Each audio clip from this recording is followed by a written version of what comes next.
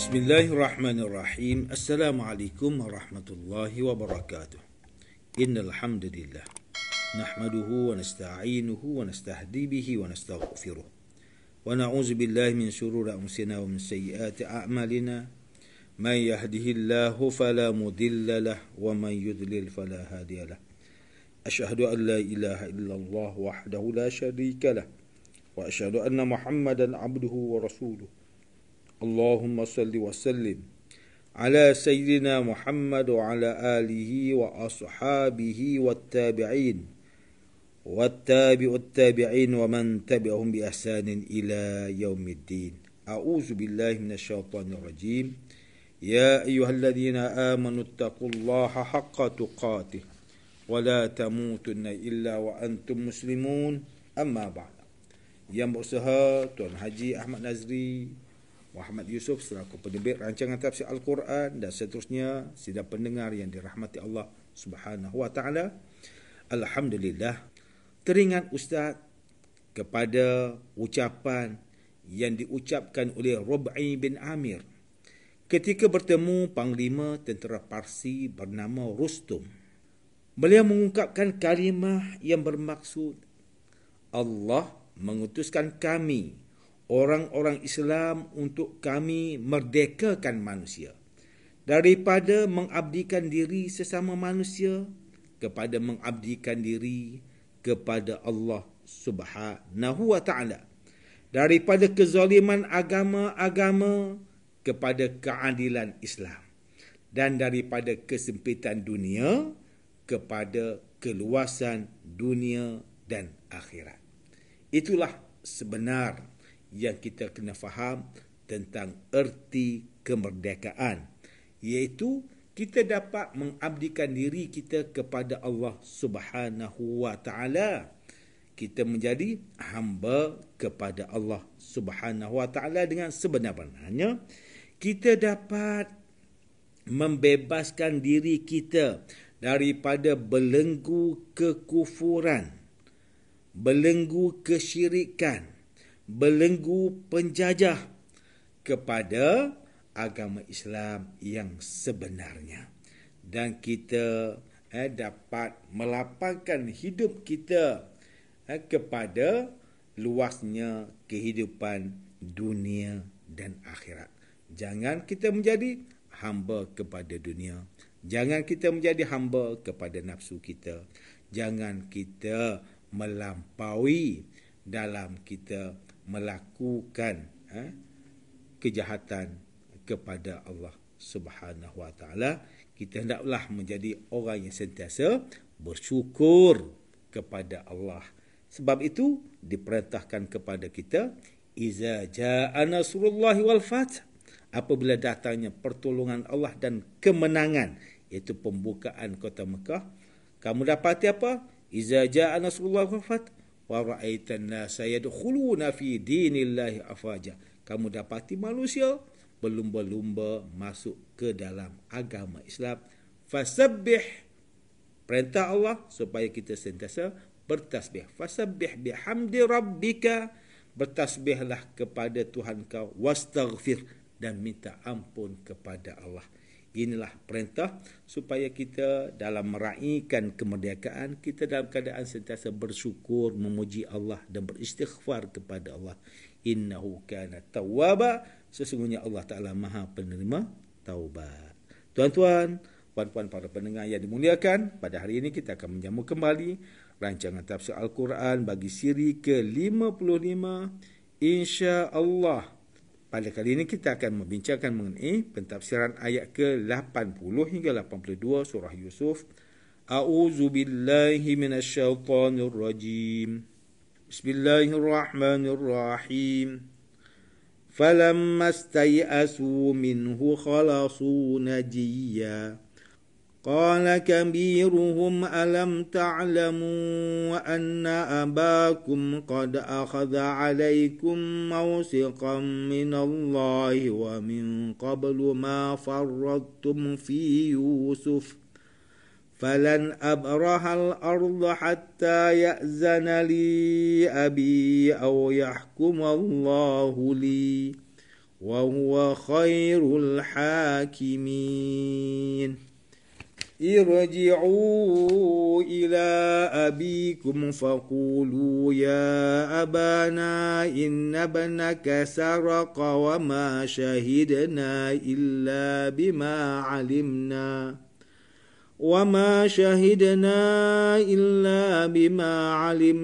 وما كنا للغيب حافظين واسأل القرية التي كنا فيها والعير التي أقبلنا فيها وإنا لصادقون. Maka apabila mereka berputus asa daripada mendapat pertolongannya, mereka pun mengasingkan diri lalu bermesyuarat tentang hal itu. Berkatalah ketua mereka, saudara yang sulung, tidakkah kamu ketahui bahawa ayah kita telah mengambil janji dari kamu yang dikuatkan dengan nama Allah, dan dahulu pun kamu telah mencuaikan janji dan sumpah kamu dalam perkara menjaga keselamatan Yusuf. Oleh itu aku tidak sekali-kali akan meninggalkan negeri Mesir ini sehingga ayahku izinkan aku kembali atau sehingga Allah menghukumkan bagiku untuk meninggalkan negeri ini, dan dialah hakim yang seadil-adilnya. Kembalilah kamu kepada ayah kamu dan katakanlah, wahai ayah kami, sesungguhnya anakmu Bunyamin telah mencuri dan kami tidak menjadi saksi terhadapnya melainkan dengan apa yang kami ketahui, dan kami tidaklah dapat menjaga perkara yang gaib. Dan bertanyalah kepada penduduk negeri Mesir tempat kami tinggal berdagang dan kepada orang kafilah yang kami balik bersamanya. Sesungguhnya kami adalah orang yang benar. Sidang pendengar yang dirahmati Allah Subhanahu wa taala, Profesor Dr. Muhammad Quraish Shihab melalui kitabnya Tafsir Al-Misbah mentafsirkan ayat ke-80 hingga 82 surah Yusuf dengan menyatakan bahawa setelah mendengar jawapan daripada Nabi Yusuf AS, mereka yakin bahawa saudara mereka Bunyamin tidak mungkin akan dilepaskan setelah alat sukatan dijumpai dari tempat simpanan barangnya. Maka apabila mereka berputus asa daripada keberhasilan membebaskan saudara mereka dari tahanan Al-Aziz atau mengubah pendirian baginda dengan mengambil salah seorang daripada mereka, maka mereka pun mengasingkan diri, tidak disertai oleh sesiapa pun lalu bermesyuarat tentang hal itu. Sudah tentu banyak perkara yang mereka bincangkan. Namun apapun mereka tetap harus kembali kepada ayah mereka dan menyampaikan hal yang sebenarnya.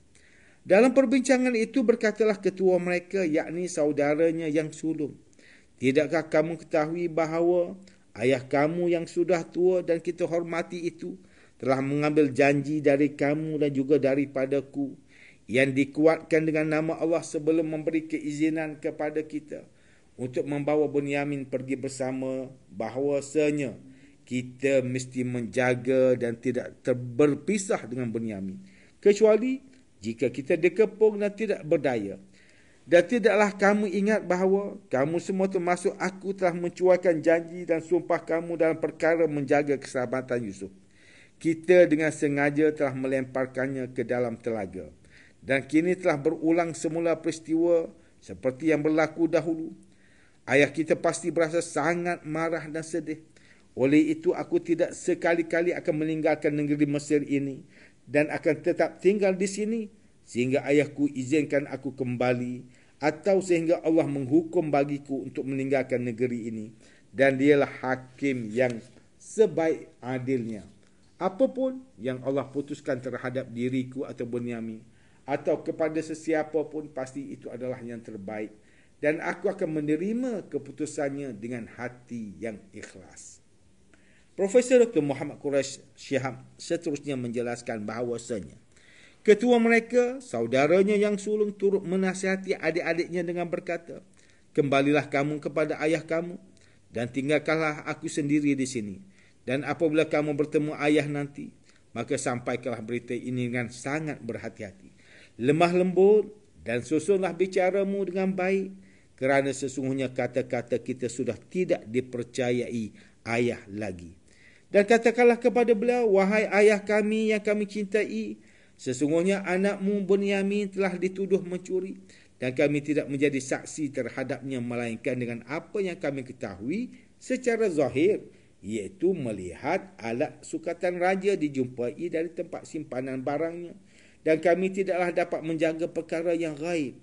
Ada yang berpendapat bahawa maksud kami tidaklah dapat menjaga perkara yang gaib itu adalah kami tidak mengetahui bahawasanya Bunyamin mencuri dan akibatnya berlaku seperti ini. Seandainya kami tahu, sudah pasti kami tidak akan membawanya ke Mesir bersama. Ada pula yang berpendapat bahawa maksudnya adalah kami tidak mengetahui apa sebenarnya yang telah terjadi, kerana hanya Allah Subhanahu Wa Taala yang Maha mengetahui perkara gaib. Boleh jadi ada seseorang yang telah memasukkan gelas diraja ke dalam tempat simpanan barangnya tanpa pengetahuan kami dan Bunyamin. Dia juga berpesan kepada adiknya, jika ayah mereka masih tidak mempercayai kata-kata mereka, maka adik-adiknya hendaklah berkata, dan bertanyalah kepada penduduk negeri Mesir tempat kami tinggal berdagang, iaitu kawasan sekitar kejadian, dan kepada orang kafilah yang kami balik bersamanya, kerana mereka semua menyaksikan peristiwa itu. Nescaya ayah kami akan mengetahui bahawa kami tidak berbohong, dan apapun pandangan ayah terhadap apa yang kami sampaikan ini, yang pasti sesungguhnya kami adalah orang yang benar. Maka kami sangat memohon agar ayah memahami dan menerima apa yang kami sampaikan. Sidang pendengar yang dirahmati Allah Subhanahu Wa Taala, Profesor Dr. Tunku Muhammad Hasbi As-Siddiqi menerusi kitabnya Tafsir An-Nur mentafsirkan ayat ke-80 hingga 82 surah Yusuf ini dengan menyatakan bahawa setelah mereka yakin bahawa permintaan mereka agar Bunyamin dilepaskan tidak diterima, maka mereka menjauhkan diri dari orang ramai bagi mengadakan perbincangan dan rundingan. Mereka berusaha untuk mengatasi kesulitan yang mereka hadapi. Ketua mereka iaitu saudaranya yang sulung berkata, "Wahai saudara-saudaraku, ini adalah suatu peristiwa yang besar. Tidakkah kamu semua tahu bahawa ayah kita telah mengambil janji daripada kita dengan diperkuat oleh sumpah bahawasanya kita akan membawa Bunyamin pulang semula dan melindunginya melainkan jika kita semua tidak berdaya dan turut binasa.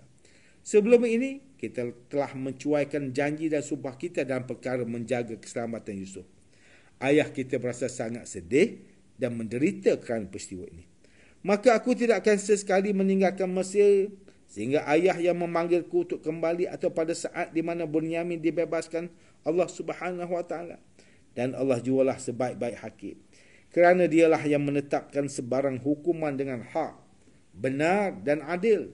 Kembalilah kamu semua kepada ayah dan katakanlah pada beliau bahawa Bunyamin telah mencuri alat sukatan diraja. Kami tidak mengakui dia mencuri kerana ianya merupakan satu tuduhan yang dilontarkan kepadanya dan tidak dapat dibuktikan jika sebenarnya ada seseorang yang telah memasukkan alat sukatan diraja tersebut ke dalam tempat simpanan barangnya tanpa pengetahuan kami. Namun kami akui dia mencuri kerana kami telah melihat alat sukatan tersebut telah dikeluarkan dari tempat simpanan barangnya. Sekiranya kami mengetahui bahawa Bunyamin mencuri, sudah pasti kami tidak membawanya bersama dan kami tidak akan membuat janji yang seberat itu padamu ayah.